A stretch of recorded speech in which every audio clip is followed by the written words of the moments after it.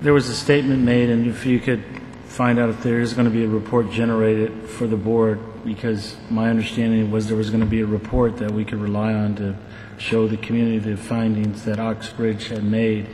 And I want to thank Mr. Brower for bringing that up, because it's troubling to me if we don't have a document that's produced at the end of a study. I mean, that seems logical to me. I mean, I have to give weekly status reports to the housing authorities because they want to have something. If we get audited or show that somebody earned their money, you just can't say that we don't do it. So, I mean, for me, I hope, because I've been telling people about the Oxbridge study, but I guess there's just there's nothing there, and I think that's a problem. I want to commend the people for coming out, because sometimes the board does reconsider.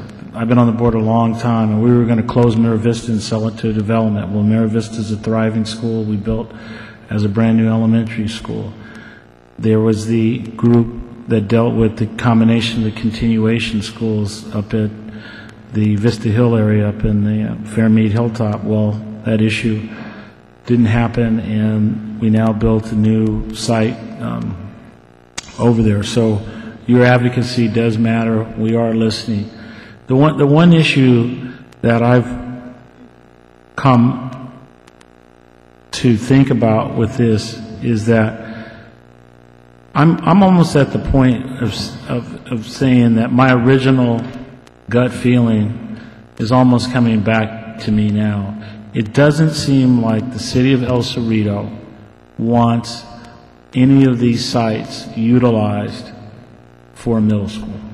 Because if it's not you, then it's going to be Save Castro School. If it's not you, it's going to be Save Alvarado School, which is not a school, it's an adult education facility. If it's, if it's not that, then you're going to hear some people argue for K-8, and then you're going to hear some people argue against K-8. You're going to hear a lot of conversations, and it's interesting. What one feels is a good idea, somebody else is going to feel is a bad idea. What I'm almost at the point of saying for me is that sort of like what we're going on with Adams, that Adams is in the same position as Portola, and we're leaving Adams alone. Well, maybe we should just leave Portola alone. Notwithstanding this, they say this document that has never been clarified for me, a letter written 2 years ago that I've asked to at least get some further information on, because it's just becoming too divisive. It's not positive, and when I hear people talk about hurting their own kids, that I see them here, man saying, I won't support the parcel tax. Well, all that does is eliminate programs that he wants his child to have. That's not smart. And that's looking at this as an emotional issue rather than a practical, responsible issue. I hear you. And I might not agree with any of the board. I might be the only board member, so nothing may happen at all, because you got 2 who want K-8. You got 3 here who want to find a new middle school site for 6th, 7th, and 8th graders. I might just say, well, leave it is, and let everything stay in the status quo, and take the $60 million and spend it on something else. There's other schools in the district that need to be fixed up, so forget it. You know? Put it at Pinole Valley High, put it at Kennedy, put it somewhere else, because it's going to be used. And I'm just getting to the point where I'm not, and I'm going to ask, I'm glad somebody brought it up. I want to know what the elected officials of the city of El Cerrito, I'm going to go to the council meeting myself, and I'm going to ask them, do you support this? And I want it to be on the record. Because if they don't, then we'll have a different conversation. But I'm going to have some accountability here, because this is getting to be very destructive to the city and the community and the constituents, not just in El Cerrito, but also in the Richmond Annex that feed into the same neighborhood schools. So I wanted to make sure I had my feelings on the record.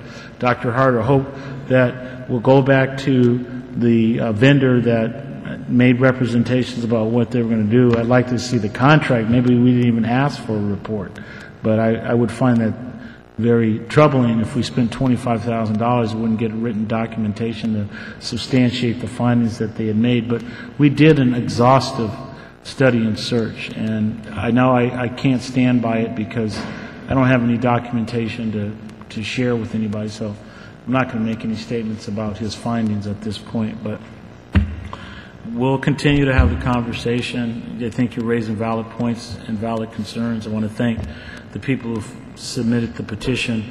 But one thing that I will do, and I hope you'll go with me, that we'll go to a council meeting and ask the elected officials to agendize it so there can be a conversation about their opinion. They may have none. They may say it's the board's decision, but at least I'll know at that point in time. So thank you for coming out.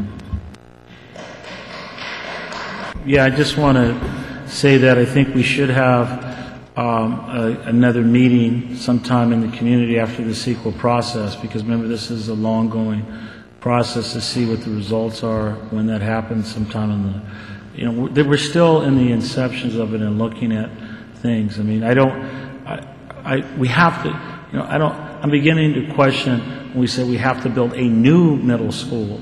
And else we already have, and mind you, my children will be there for the next 4 years. So when they say this thing, I'm putting my family in the facility. So I don't want anybody to tell me I don't have anything at stake. I have everything at stake, and I trust that it's a safe facility. I wouldn't put my kids in it. My 2 girls will be going to Portola Middle School, one starting in the fall. So I don't want to hear anybody tell me or Ms. Cronenberg about our feelings about Portola. We have children there. So the final point is that I think you all made a good point, and Mr. Brown has also said it. Like I said, we're here to serve at the pleasure of the community. We're not so arrogant or egotistical not to think that we don't listen or hear you. Like I said, with Mira Vista and with the Vista Hills Continuation School, the board went in a different direction ultimately. You keep talking and listening, but if I need for you to also find out where the city council stands, because you want to know what helps me, hearing from them. And until you do that for me, then that would that helps give me more information and guidance. So call upon your elected officials there on the city council to give us their feelings about this decision that is pending now before the school board that affects everybody in the city of El Cerrito. Thank you.